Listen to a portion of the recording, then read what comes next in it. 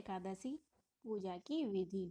षटतिल एकादशी व्रत में भगवान विष्णु की पूजा की जाती है। इस दिन तिल का प्रयोग कर 6 तरीकों से किया जाता है। तिल स्नान, तिल का उपटन, तिल का हवन, तिल का दर्पण, तिल का भोग और तिल का दान। पूजा के लिए इस दिन ब्रह्म मुहूर्त में जागकर स्नान कर लें। उसके बाद भगवान विष्णु की पूजा प्रारंभ करें। पूरे दिन निराहार व्रत रखें। फलों का सेवन किया जा सकता है।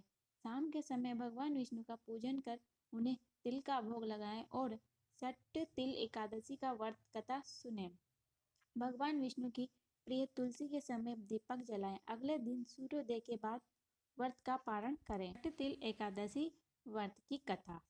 षट तिल एकादशी व्रत की कथा पुलस्त्य ऋषि ने ये कथा दालंबे ऋषि से कही थी, जो इस प्रकार है। एक समय नारद जी ने भगवान श्री विष्णु लोक से लोक कल्याण के लिए प्रश्न किया, जिसके उत्तर में श्री भगवान ने षट तिल एकादशी का महात्म्य नारद जी से कहा। भगवान ने नारद जी से कहा कि हे नारद, मैं तुमसे सत्य घटना कहता हूँ, ध्यान पूर्वक सुनो। प्राचीन काल में मृत्यु लोक में एक ब्राह्मणी रहती थी। वह सदैव व्रत करती थी।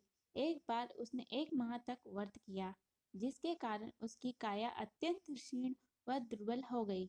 बुद्धिमान होने के बावजूद उसने कभी देवताओं या ब्राह्मणों के लिए अन्न या धन का दान नहीं किया था। इसमें मैंने सोचा कि ब्राह्मणी ने व्रत आदि से अपना शरीर शुद्ध कर लिया है, अब इसे विष्णु लोक तो मिल ही जाएगा, परंतु इसने कभी अन्न का दान नहीं किया, इससे इसकी तृप्ति होना कठिन है।